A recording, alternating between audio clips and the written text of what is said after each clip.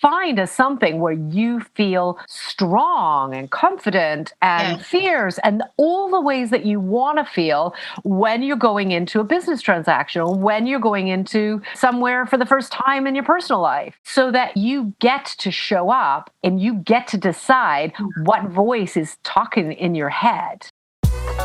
Hey there, and welcome to the Tribe of Leaders podcast. I'm your host, Emmy Kirshner. I'm a serial entrepreneur, investor, and business coach for ambitious women who are boldly taking their business to the next level. And I believe that building a successful business isn't about working 24/7 just to merely meet a revenue goal. What it does take is a unique blend of dedication to purpose, courageous action, and frequently sheer will to overcome the odds that lead to meaningful impact and experiencing a life well lived.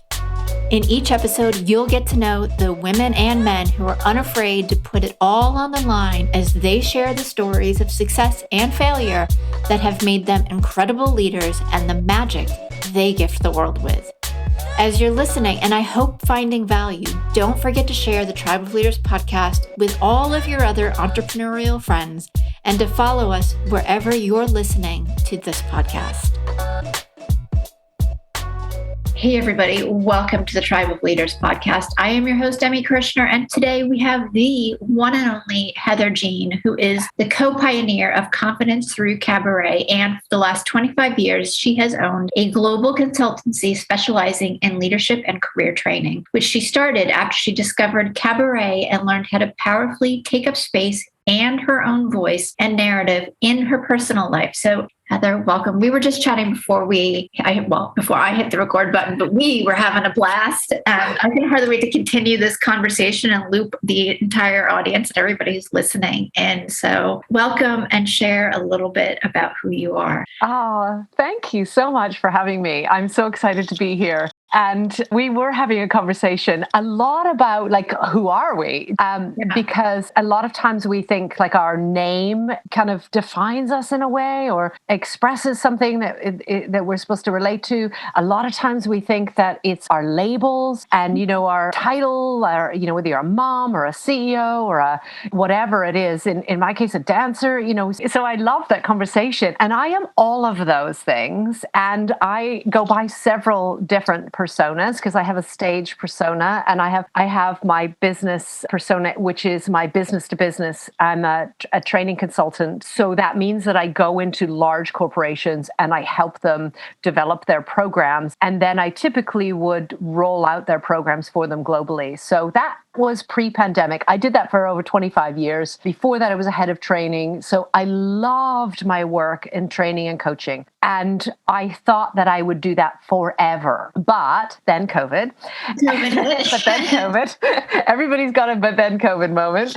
And then I decided that I wanted to, while we're in lockdown, I'm Canadian, but I live in the UK. So we were into lockdown for a very long time, like a year and a half. And so I decided that I wanted to go online and I wanted to share my interpersonal skills, my leadership skills, the whole kind of beliefs and attitudes and values. And I absolutely fell in love with it. And I'm still not back in my corporate world because COVID. And so, we're not able to have large conferences and we're not able to, kind of bring people together from all parts of the world for them. So I'm doing much more of my online world, which I just adore. I just think there's so much that, goes beyond our work life. And when I was doing training consulting, I was in a very masculine energy. I was very much about doing. So what are your results? What's your strategy? How are you delivering on it? It was very do and very, very busy. And what I did manage to do in that decades of it is shove all my personal things down really tight and packed. And I was always, I'm fine. And then always fine. And I have what I would describe as smiling depression. I was always great. Everything's fine. And I I didn't believe I was faking it. It wasn't my intention, but I was completely hiding from the really deep and very simple question of how do I feel? I just avoided all of that. So with COVID, because I'm an extrovert, being locked in with not other people is awful because I draw my energy from other people. And then I needed to really kind of get into my introverted side and I needed to do some reflection because I had nothing else to do.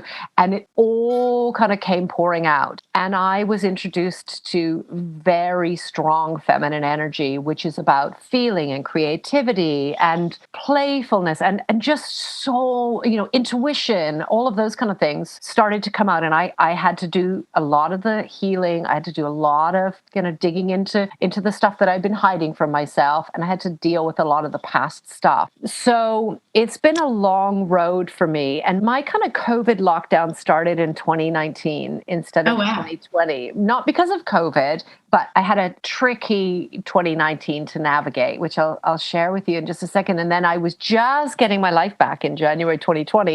And about 6 weeks later, then that happened. So, so for me, it's been since the beginning of 2019, where I've really had to start digging into my feelings and my feminine energy and spend more time on my own. I had my second husband had early onset of Alzheimer's in his late 40s, and it very rapidly declined, and he very unexpectedly passed away in 2019. So I was then a mom just about to have my youngest son leave the nest and go off to university.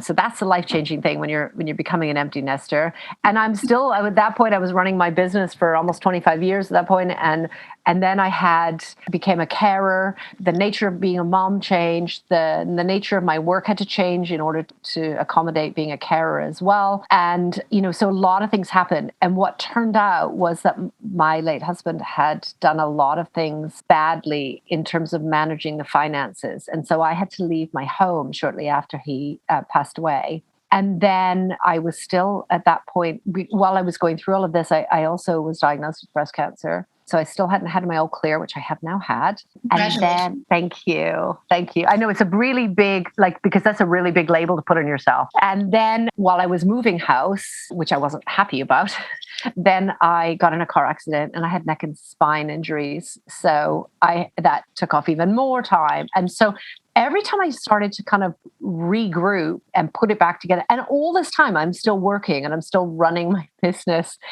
for corporations. And, I think when you have an online business, especially one where you get to be vulnerable and you get to share your story and other people relate to it, that's not really how it worked for me in the corporate world. I had to show up as if everything's great, as if I've got it all together, because I'm there to advise them around getting business results. So they don't want to hear the personal story stuff. No, they don't. So I think, going through starting an online business during COVID was really just so cleansing with, being able to be vulnerable and being able to share my story and just kind of put it all out there and shed those labels, right? That I am not just a mom or a carer or a wife or a business person, or I'm not just anything. I'm also all these things. Mm-hmm. And so I'm loving this.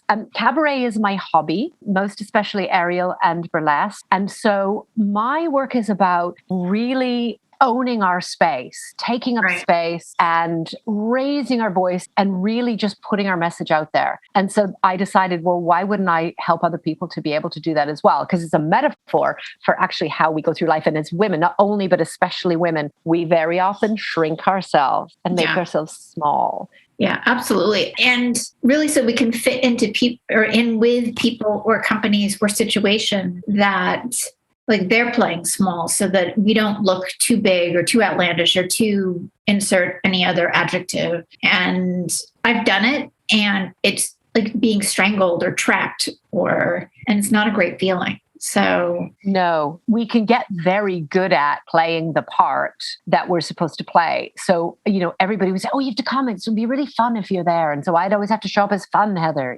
I'd always have to have energy. I'd always have to be positive, even when I didn't feel it. Yeah, I'm very similar. I'm the fun one. So I'm the one that's entertain everybody, and the reliable one, and this one, and then that one. And there's, the different personalities. And it's I don't want to sometimes. Sometimes I just want to lay on the sofa and do nothing.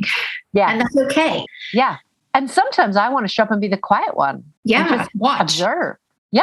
Yeah. But that was never accepted. And now I own that. So I think there was a fear of everybody's got to like me. Yeah. You know, my dad is like it. One of my sons is like it. It's kind of, we do things for other people, even if we're never going to see them again, like a waiter in a restaurant. I mean, it's just like, oh, what will they think of me? And I can still hear that actually that's my mother's voice. I can hear that in my beliefs as I say that, you know, and so it's, you know, what will people think? And so it always had to appear like it was effortless. And I always think of like an Olympic athlete where I watch the Olympics and then I go, I could totally do that. Because they make it look so easy and effortless, right? And then you go, like, especially the Winter Olympics, I think I could totally do the skeleton or the bobsled. Like, that's just sliding on ice. That sounds cool, you know? For me, it's the gymnastics and the ice skating. It's like, oh, I can totally twirl around and fly through the air just like that. Yeah. Yeah. Well, I started aerial dancing though in my 50s. So this is what I want to know is, when did you discover cabaret? Like, when was it after like all of these things kind of happened, or? No, it was kind of during while it was going on. It was just not quite 6 years ago. So I woke up one day, and this never happens, but I woke up one day and went, I need to do cabaret. I don't even know what that means. I'm not kidding. There was just this whisper, and I was like, okay, this stuff does not happen to me. I don't do that. I'm really a masculine energy, right? So where's this intuition stuff coming from? And so my friends were laughing at me. They were like, you're not going to do that. And anyway, I went and found out what it was. And I went and found a studio that was doing taster sessions one day. It was like the following weekend. And I went and I hated it. Oh no. Yeah, I wanted to cry. And all we were doing was body tracing. So my hand, my arm, and tracing our body. And I was like, I can't do that. That's like, it's overwhelming. It's taking up too much space. It's drawing attention to me in ways I don't want to. And I had, all this programming about, what being sexy and what sexuality was meant to be, how it was meant to be expressed or not. And this was just way too much. And it struck me as, this is irrational, that it's my hand and my arm, and I'm not comfortable doing this. And so I signed up right there and then. Wow. Yeah. And instead of running away, because I think most people would have been like, I am out the door. See you later. Yeah. But the thing is, so if, because I went on then to do aerial silks and hoop and pole and those kind of things. Yeah. When you're at a height, it's scary, right? Yeah. And you can get hurt. So I can understand having that fear. But when it's a fear that is in no way rational or harmful, then that voice inside of me is not protecting me from anything that I'm in danger in. And I just refuse to give in to that kind of fear, because it's not going to harm me. It's the same when you get onto a sales call, because if you want to learn about like not people pleasing and not having everybody like you, have an online business, because you're going to learn really fast that everybody's not going to like you and everybody's not your audience. And yeah, there's a group of people who are out there just to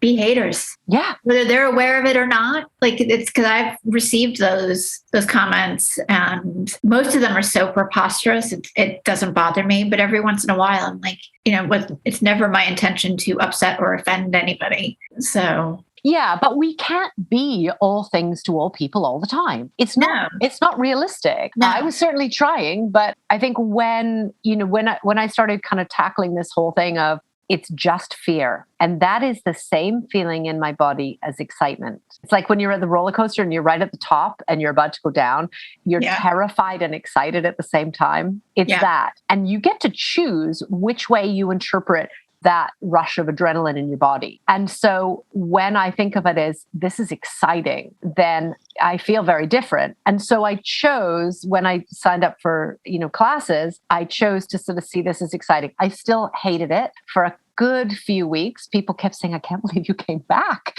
Like, you're really struggling. Why do you keep coming back? And I said, because I need to be able to take back control of this and feel joy and excitement by taking up space. I refused to shrink and get smaller. And I think that's where that voice was coming from, is that you're shrinking and you have so much more to say and so much more to do, and you're limiting yourself. And bear in mind, I'm the person running these conferences all over the place, and I don't use a microphone. I'm just like, I can boom across any size conference room. And so nobody would know that I felt like I was shrinking, but there was parts of me that were just like getting smaller and smaller and just not wanting to be seen. And so I tackled it and I leaned into it. And that has helped a lot with the online world, because then I could go, well, okay, you're not my audience. That's okay.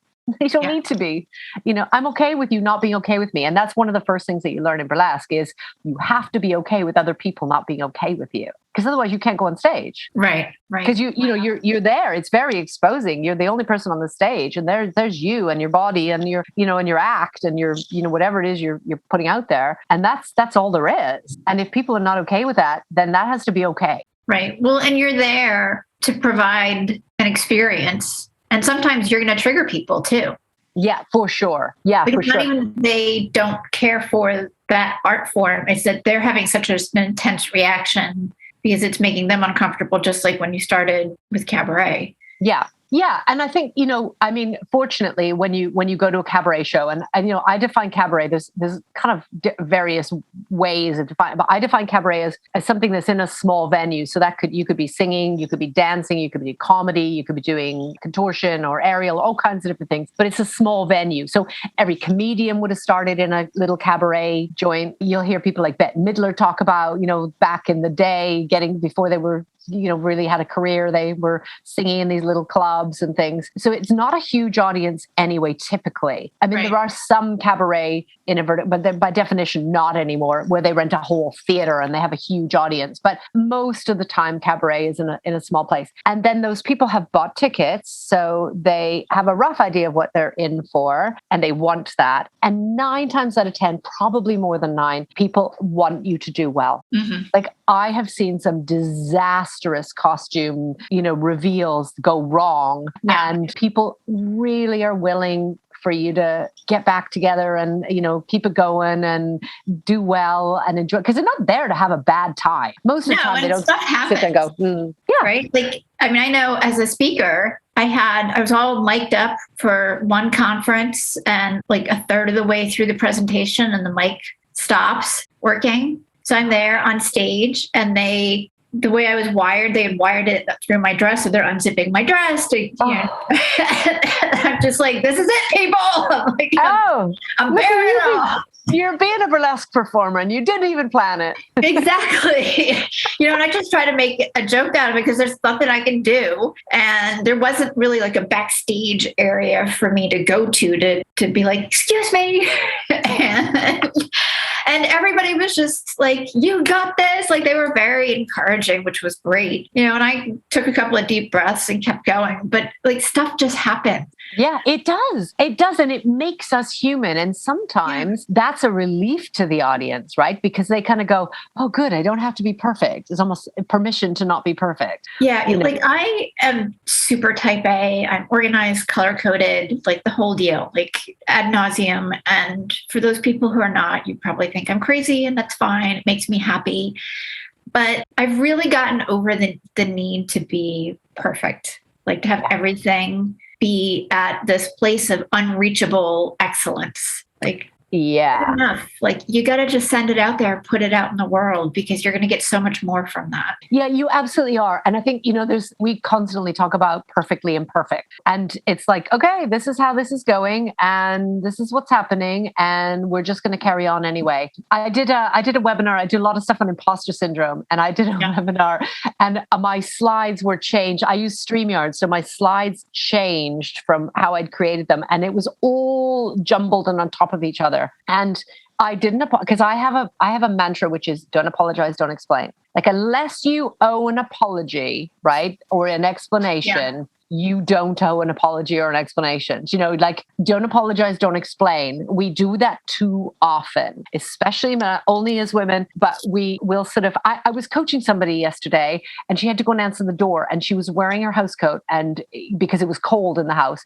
And she apologized to the driver delivering the package. It was like, why are you apologizing? Oh, I'm so sorry, I'm wearing this. I'm just really cold. Okay. What makes you think he needs an explanation or an apology? Like, but we do that so often. Oh, all the time. It's one of my pet peeves. If you follow me on Instagram, you know that I have a little post I put up once or twice a year. That's basically like, stop fucking apologizing. Yeah. Yeah. We do that way, way too much. Oh, my dog is, look, we have another guest. So for those of you listening, we're recording this on what's called Guy Fawkes or bonfire night. So there's a lot of fireworks. So there must have been some that just went off. My dog has just gone, this is freaking me out. Yeah. So, but I think the perfectly imperfect is just such an important thing to get in our heads, is like, we're doing the thing anyway. And with this imposter thing, people thought I did it on purpose to make it okay for them to feel imposter syndrome. Because they were like, we thought you messed up your slides to let us know that it's okay. Like you don't have to do everything perfect. And I thought, well, this is funny because look at this. There's a dog walking behind me in my chair right now. It's fine. It's fine. It's all good. And we carry on. And, most of us are working from home now. So there are children as well as technology. Okay. But the dog has taken up all the camera. Come on. It's only audio, funny. So we're good. Oh, that's all right. That's all right. But you'll probably hear weird noises. And if you do, then that's what's going on. This is hilarious now. This is like one of those candid camera shows where weird things happen and they say, don't work with animals and children. Yeah. Well, you know what? I'm glad that it's somebody else's dog for once, because usually it's mine standing on my head. Yeah. It's happening. Okay, so if you can imagine this, because you're on audio, if you can imagine this, I'm in an armchair with like two arms, and the dog is standing across both of them in front of the camera. So this is hilarious. But yeah, we're good. But you know what? It's all perfectly imperfect because most of us are working from home, and we're getting really used to that. We're getting really used to being able to just do the thing the best that we can, and that's really all that we have to do. That's all. That's what we need to do to show up. Yeah. I want to talk about imposter syndrome more because I think every entrepreneur has experienced it and felt it more than once. Yeah. All right. So I think every entrepreneur has experienced it at least once, probably lived in it for several weeks at some point. Yeah. Especially starting out. And it's just fear, right? So very often what causes it is that we don't internalize the positives. We don't internalize what we do well. So we have the negativity bias anyway, because that's what kept us surviving effectively. And so we hear and we see and we experience the negative much more strongly or readily. And when we fail to internalize the positives and the things that we do well, then that's when we will experience, or that's when we'll start to develop imposter syndrome. So it can show up in lots of different ways. It can show up, and not everybody who experiences these things has imposter syndrome, but, perfectionism can be a form of imposter syndrome, and it might cause us to procrastinate, for example. For me, it showed up by not wanting to ask for or accept help. So I was very much the soloist. So even if people offered help, I wouldn't accept it. And I could be like really wanting or needing help, and I would still go, no, I'm fine, because I felt like it appeared weak. Mm-hmm. And now I'm all for asking the questions and going, I don't really get this. I mean, simple things, even like I had to ask somebody the other day, what should I be posting on my Facebook page versus my Facebook community versus my Facebook stories versus my personal page? And there's so many. I know I shouldn't be putting them like the same posts everywhere. How should I be, now there was a time I wouldn't have done that. I would have spent hours researching and trying to find out, or tons of money trying to find this out. And very often we could just be asking the question and somebody will help us. But I wouldn't accept that. My imposter syndrome also shows up in things like when somebody gives you a compliment. I would go, no. And I would always negate it. And I didn't internalize, if somebody says, oh, that looks really nice on you, that color is great on you or whatever, I would say no. And I would ignore that and then internalize it. So it's a bit like if you got 9 compliments and then one person said that color's terrible on you, which one would you remember? Right. It's the one. Yeah. Exactly. Because we're not internalizing the good things. And so I talk a lot about, celebrating success and really just pausing in that moment and go, yeah, but what worked? Yeah, but what did you do well? Right. I love hearing you say this too, because it sounds almost similar to people who have difficulty receiving. So it's like when somebody pays you a compliment and they negate it, instead of just being open to receiving the positivity too. It's like you've got to have this armor up almost. Yeah. Yeah. And it's things like I always felt like I had to be doing for other people, right? But then I wouldn't accept help in return, or not even necessarily in return, but at the same time, I wouldn't accept help. And then what that does is it denies other people the opportunity to help you. And they also want an opportunity to give. They also want an opportunity to enjoy that feeling. So it's a very important one to being able to allow others to give as well. Just means you receive. Yeah, I agree. And I've seen that with my clients where in different forms where they had difficulty accepting help from husbands, wives, friends, partners, colleagues, doesn't matter who. And once they were able to flip it in their head, that allowing the help and the support really was not a sign of weakness. That was actually more about strength. Yeah, it's not a sign of weakness. Yeah. I mean, if somebody else asks you for help and you help them, right, do you think, oh, that person's weak? Probably not. No. So then why would we assume that other people are going to do that for us as well? Like, I get that it's not rational, but those are kind of symptoms of not only, but imposter syndrome is a big one for that. Right. And so there are ways of being able to combat that. For example, I use a lot around internal dialogue. So your imposter voice is telling you you're not good enough, or, you're not qualified enough, or you're not going to succeed for whatever reason. Mm-hmm. And what I do is then think about the voice that I use that is strong and fierce. And that for me is my stage persona voice. Right, so It's not fake. It's not me pretending. It's a different part of me. And when I tap into that voice, when I tap into the voice that says, yeah, I can do this. I've totally got this. I'm under control with this. Our imposter voice goes, no, you're not. No, you're not. Right. Why do we listen to that voice and not to the other one that's really strong and fierce? Yeah. Isn't that crazy? Yeah. It's crazy. Yeah. We all do it. Yeah. And I think it's a lot about, well, part of it is our kind of our upbringing. Part of it is, necessary for survival and, and our evolution, but we can retrain that to overcome it.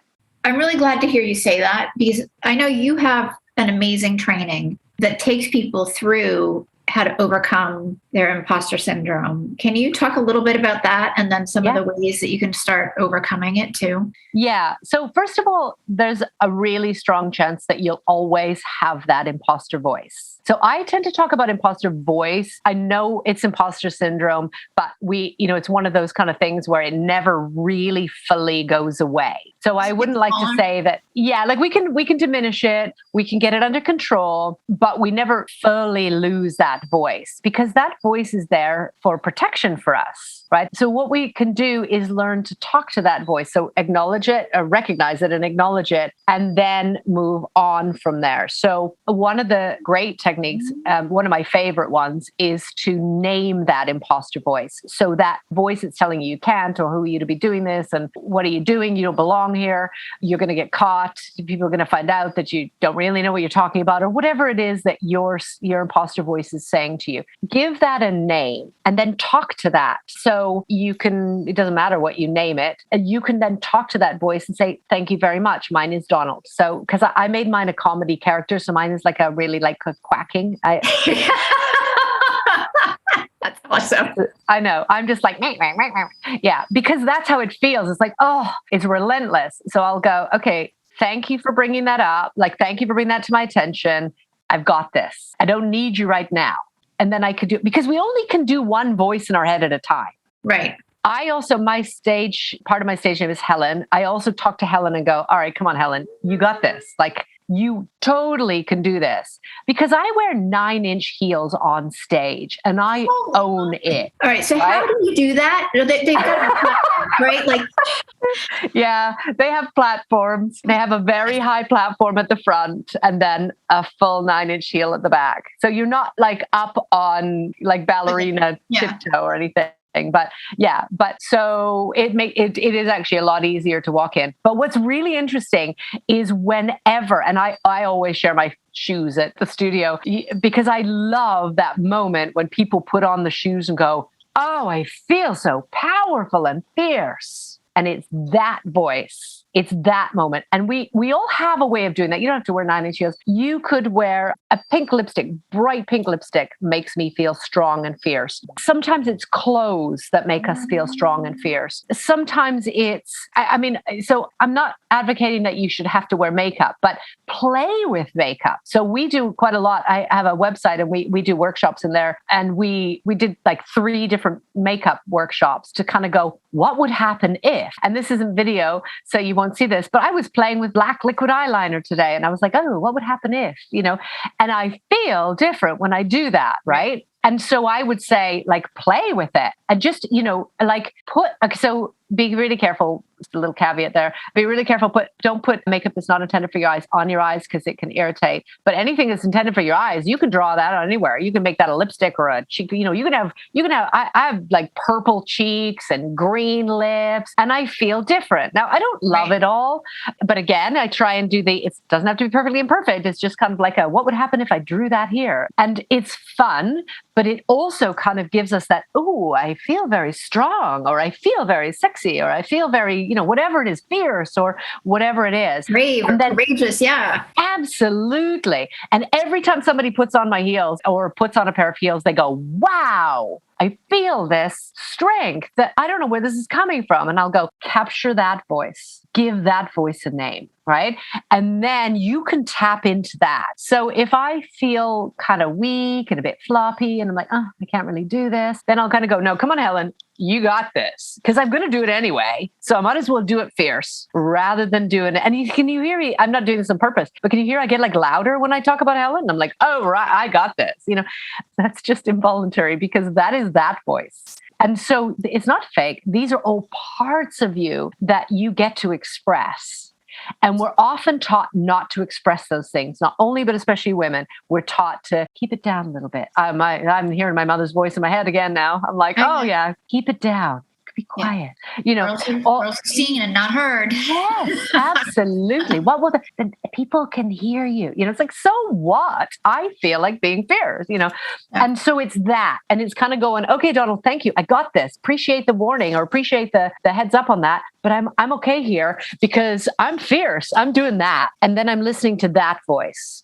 And that is a really cool way of doing that. Yeah. I love how you're incorporating both the talking to the voice and acknowledging the voice, where a lot of ways of kind of dealing, and I'm air quoting imposter, I'm going to call it imposter voice, I like that better, is to really not acknowledge it, or pretend that it's not there and just have the positive stuff going on. But I also like the way you're incorporating the creativity and the play and the expression and the expressiveness of just doing something differently and not having it be perfect. Like, put green lipstick on and if it looks good, great. And if it doesn't, wipe it off. Yeah. How many times are you saving stuff in your wardrobe for a time? It's like, just wear it. Just do the thing. And I would say, if makeup or clothes or whatever, heels are not your thing, that's cool. But find something where you feel strong and confident and fierce and all the ways that you want to feel when you're going into a business transaction or when you're going into somewhere for the first time in your personal life, so that you get to show up and you get to decide what voice is talking in your head. Yeah. Absolutely. For somebody who's like, oh, I want to dive into this, like my imposter voice has been running amok as of late or shows up occasionally, where can they find the webinar to start kind of getting started with acknowledging and playing? Yeah, so you can. So I have a free webinar that I recorded, and I've been told I probably shouldn't do it. Like I shouldn't do it that way because I give over 20 strategies for ways to be your imposter, and that makes me a terrible business person because I should do 5 and then say, and it's 15 more if you pay. But I'm just like, I just want you to know all the stuff, and then pick the ones that work for you. Right, and right. People dive back into it. If you go to beatyourimposter.com/webinar, and if that's hard to remember, my organization online is Confidence Through Cabaret. And if you go to if you Google it, Confidence Through Cabaret comes up with like 2 pages worth of stuff because I have everything. I have a podcast and a YouTube channel and I don't know, I did the whole thing. I'm A-type as well.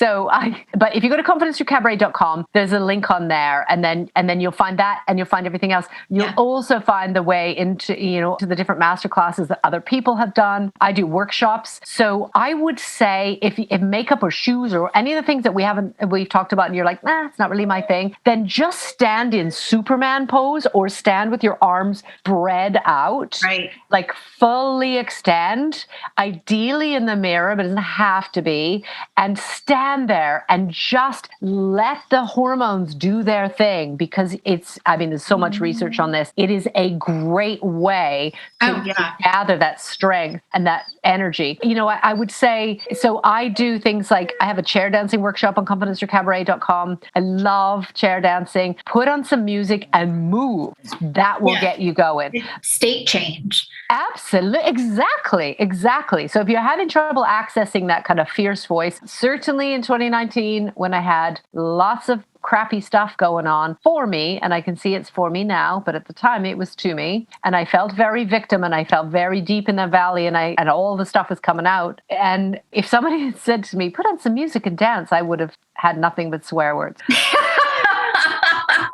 I would have just like, no. Mm-hmm. But what I will say though is just even doing the Superman pose or just even like use a chair. Cause okay, here's a confession. I have no rhythm and I don't remember choreography. And I'm a paid performer on stage. I'm a dancer on stage.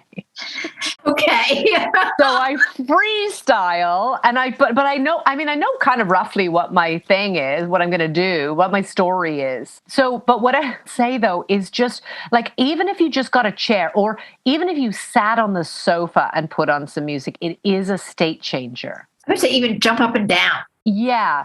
And, people talk about going for a walk or whatever it is. I would say just make sure that it is something that is changing your state and not taking you deeper into that valley of, I'm going to say wallowing and victim. And I don't say that lightly because I don't mean that as a weakness, but it is hard when you're deep down in there to come back out of that. And there were many days I didn't want to get out of bed. Many days. And I still have those moments because, confidence isn't a constant. It's not like okay, here's the formula. Now you've got that. Now you're fine. There are dips. And it just means that when you got these tools, you don't go into as many dips and you don't go as deep and you don't stay down there for long. Right. Yeah. It's a little more balanced. I am curious with that whole period, with everything happening for you, with your husband, the house, breast cancer, like as you were moving out of it, was there something that you realized or learned that kind of made sense, like all those pieces then made sense? Because I found that generally when people have those types, like big experiences, one after another, there's some sort of thing they're supposed to learn. Yeah. And I think a lot of it is about, the big thing for me was about feeling the feelings. Okay. So I didn't want to feel the bad feeling. I just wanted to feel all the good stuff. So I just kind of stuffed the rest down. And feeling the feelings is your way through, right? Feeling your feelings is how you get out the other side. Letting it go and not judging those feelings. So again, it's part of that internal dialogue of, oh, I'm feeling this now. Oh, this is interesting. And not judging it, going, this is bad. I don't want to feel like this. I'm going to, do something to cheer myself up. I'm going to eat or buy or whatever it is that you do to cheer yourself up. Is just to kind of notice those feelings and let them go. so that the feelings kind of become more like a flow, like a river, and then they go. And when we do that, it is so much lighter because we're releasing that energy. But I held on to it. And the longer you hold on to it, the harder it gets because you got even more crap. And my well was deep. I mean, my first marriage was an abusive marriage. I managed to get out of that. I was in the Middle East at the time. I was pregnant at the time. I mean, there were just so many things so many moments. When I was pregnant with my youngest son, my late husband was taken to the hospital in Seattle, and we live in the UK. We were just transiting on a flight. So he was held there for 3 months while I was going through pregnancy, and we just moved house, and I didn't know where I lived because I had never been to the new house because I had been traveling so much. So I had to find that I didn't know where the school was or anything. So I've had all of these times and I refused to acknowledge them all, right? I just kept stuffing them down and, I'm 8 months pregnant and I'm going through all of this and I'm just keep stuffing them down. And then with 2019 and especially COVID, it all came out. And my regret and my advice and my learning from that is let the feelings go, like let them happen. And let them go. Yeah. Get comfortable with the uncomfortable feelings. Yeah. The same principle as being okay with other people not being okay with you. Be okay with your feelings. Yeah. And then let them go. And, I would say that being able to show up vulnerable is important. We're very often taught to don't cry and don't feel that way. And, especially at work, right? We're not supposed to be too emotional and you're allowed to be. You get to be human. Yeah. It's important. Well, I think the more any one of us is individually, the more acceptable it becomes for all of us. And to really start embracing our humanity. Yeah, absolutely. Absolutely. And I think that's happening a little bit more right now. Yeah. I don't know how long it's going to last, but because we're all working at home and because we're all, kind of doing our best, there's an acceptance of that. I know I've just come back from Canada and it's a very different culture it's not post-COVID, but you know what I mean? A big pandemic. It's very different culture here in the UK where we're very quickly going back to as if it never happened in the UK. Right. And it was such a shock to the system to go back to Canada where they're very much still taking precautions and acknowledging we need to draw together as a community and we need to help one another. And it's a very different thing here. And I think, mental health is something that is so precious that we need to be able to acknowledge, ask for help and support one another because we're all going to need support at some point. Absolutely. Absolutely. Heather, I'm going to leave it at that because you have just given so much of your time and value. And I want to say thank you. We're going to get all the links that you mentioned into the show notes, especially the webinar, so people can go through that and really dive in. But what is the best place for people to connect with you if they wanted to reach out? Yeah, so I have a Facebook community that I love and I spend so much of my day in, which is called Confidence Through Cabaret on Facebook. And there's a page, obviously a Facebook page, but there's a Facebook community. And that is where I enjoy living. And our aim in the community, we don't sell to one another. We just aim to uplift and support one another in any way that we all can. Everybody's got something to contribute and everybody's got something that they need. And we just share in there. And I just adore being in there. So if that speaks to you, then I don't teach you how to do cabaret, but I use the analogy of the principles that I've learned in cabaret to find where your confidence needs to come from. It's amazing. Thank you so much. A pleasure. Loved it. And for everybody who is listening, we will see you next week. Thank you so much for being a listener of the Tribe of Leaders podcast. I am so grateful for each and every episode that you tune in and listen to. And I hope that you get a ton of value that you can implement starting today. I do have just a quick favor. If you wouldn't mind hopping on to wherever it is that you listen to podcasts and leave us a rating and review, it would help us tremendously so that the Tribe of Leaders podcast can be found more easily and help inspire other entrepreneurial leaders.